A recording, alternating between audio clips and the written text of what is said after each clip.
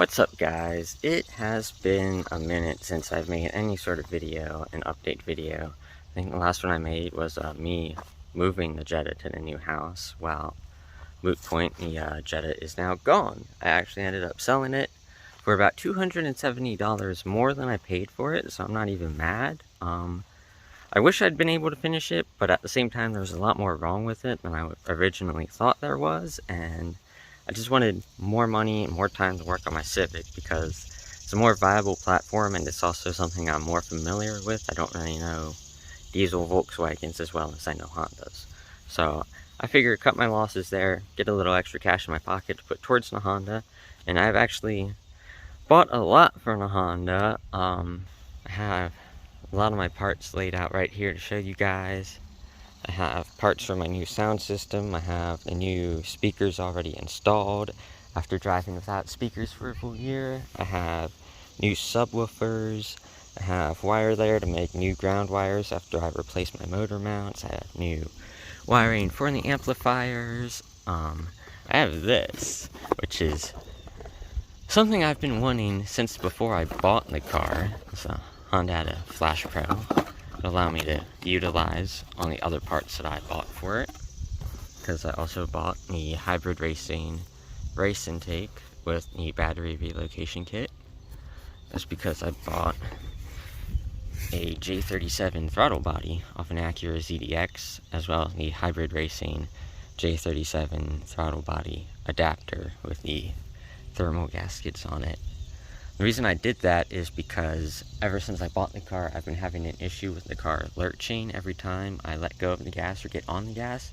That's actually because the throttle position sensor in my original throttle body was starting to fail. Believe it or not, that is a common problem on these SIs, from what I've read. And it gets even worse once you add stiffer motor mounts, which I actually did back in December. I replaced 2 of my motor mounts with stiffer ones. I have the transmission mount yet to put in. I'm also probably going to need the front mount too, but I gotta get that from Innovator first.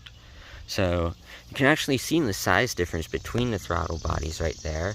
This is 64 millimeters, I believe, and this one's 80 on the inlet side, 70 on the outlet. That adapter 70, and then when I go to work tomorrow, I'm going to port match my intake manifold, because you can see there's quite a difference in size there. But that'll allow me to utilize that as well as the intake. I'm not expecting to really get any gains from that. The reason I went with the bigger one is because down the line I do plan to do a forced induction setup. I already have that in place, and I needed a new throttle body anyway because my throttle position sensor was bad. So I figure I'm setting up the platform. It'll be a good little NA build for now, but then down the line I'll still have a lot of parts that I can use. You can see over here, I've got my fuel rail there. Got my intake manifold all ripped out, got most of the stuff ripped out over there so that I can install the battery tray and the intake then. I'm going to, like I said, clean that out, port match it, and then I'm going to paint that white. Next weekend I'm going to do my new headers and my valve adjustment, valve cover, all that stuff. I'm going to paint the valve cover wrinkle red. You can see over here I got my new valve cover seals, tube seals. Got my new NGK spark plugs. These are an OE from these cars. Got a new spool valve gasket. Oil, coolant, because I have to put a new upper radiator hose on with the new intake. Then over here, I have remanufactured RDX injectors as well as the adapter harnesses for them. I went with remanufactured OE ones because there's a lot of knockoffs going around, and I kind of wanted that peace of mind that they'd be OE, but I did not have the almost $400 that they cost now, thanks to COVID. So I'm assuming it's COVID. Everything's gone up in price because of that, and it actually took months and months for me to be able to get a set of all 4 of these in stock. That's just part shortages everywhere, and I believe it's COVID related. But it took a while to get those, so I figure I'm safer going with the remanufactured ones and buying, say, like a $40 set off Amazon, because those are just sketchy. Because I know they at least used OE parts to rebuild them.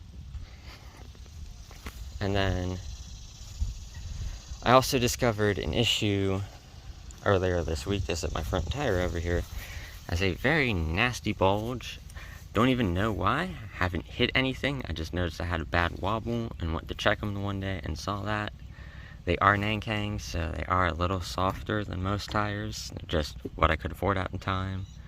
I was not intending to keep these wheels on here as long as I have, but like I said, just part shortages and also money shortages, so I'm just now getting around to that stuff. But I'm gonna take these front two off and put the rears up here, and I'll put that set on the rear for a little bit.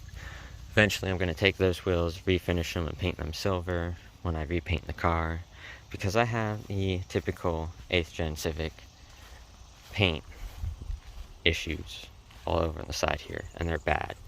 But I plan to repaint it probably next year in the spring. I don't want to paint it this close to winter. I know it's August, but if we get an early winter, I don't want the salt damaging it.